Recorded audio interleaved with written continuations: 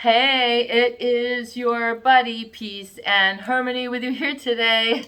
Much love going out to all the beautiful, empowered harmonizers. We are zooming in and focusing in a little bit more in depth to help people understand overt narcissist love styles.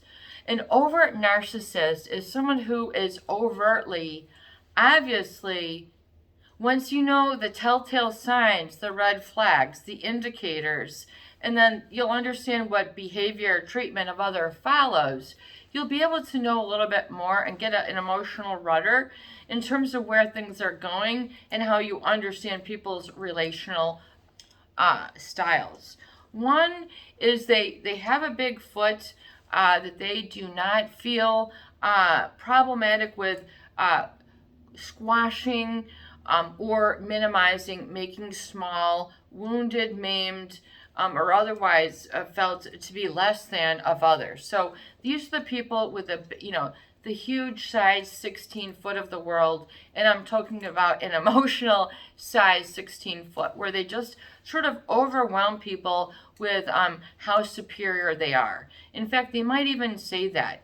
I'm such a great lover. I've got this and this, that and that, whoop, and and then in other words, and you can never lay claim to their fame. You can never share in their all the things that they say that they're endowed with. They might even use terms like I'm well endowed. I have this and this.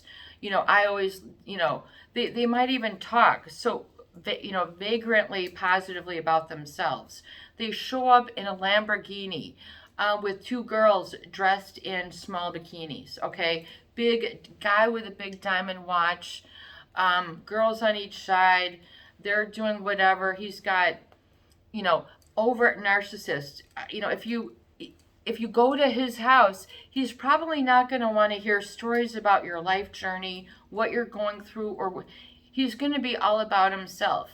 I remember this lunch, $250. I remember this when we dropped, whatever on this and we drank this champagne, or all their conquests that quote unquote no one else in the room has the ability to achieve is the air that they breathe.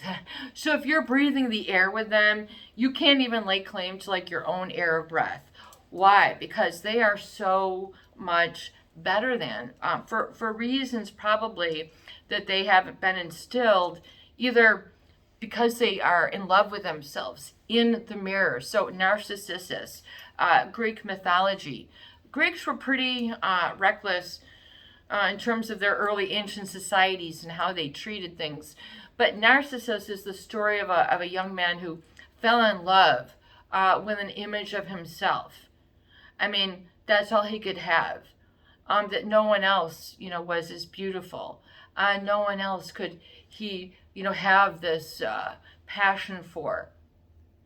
And just think if all the world was that. I mean, we wouldn't have any new people around. People would be diving after themselves, and that's all they get. So, these are the people who, basically, you're not on equal ground, okay? You might go to a star's house, okay? Someone, or a concert, and you might see, the entourage and things of this nature. It doesn't mean that people who have these things doesn't mean that they all are narcissistic, but generally when it's overt, you kind of know. The people, with the big watches, they're, oh my God, let me get my coffee. Oh, or the big, big bodybuilders, they're wearing clothing, that is displaying all their redeeming qualities that are better than other people. Okay, versus being equal. Then there's, an overt narcissist love style. They don't like to relate to people who they feel are not of equal or superior. So a narcissist, by virtue of their traits, they only feel that they have the need or drive to associate with others of higher caliber. So they're always, they've got someone, just that's just way up there that you ain't got. But guess what? You got someone even where up there. I mean, like your reach exceeds theirs, but they don't want you to ever believe it because their their love style is like a billboard. I mean, you're not going to even you're going to lose yourself in their sauce. You're going to wake up, from their love style. Hopefully you can still find your shoes, your glasses and get out the door so you can find where did I leave my life? I gave it all to this, to this narcissist. So they're kind of like the love consumers. They will consume others, multiple relationships. They can't really stand on their own because that's not good enough. There's always somebody else. They just can't show up. They have to have or refer to somebody on FaceTime or that they brought along. It's only supposed to be the girls and they brought somebody or the guys.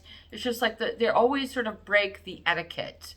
Why are you walking around with your pants undone like this after dinner and we're supposed to be seeing your privates? I mean, just blatantly inappropriate stuff that oh, I don't know what that is. Oh, one moment.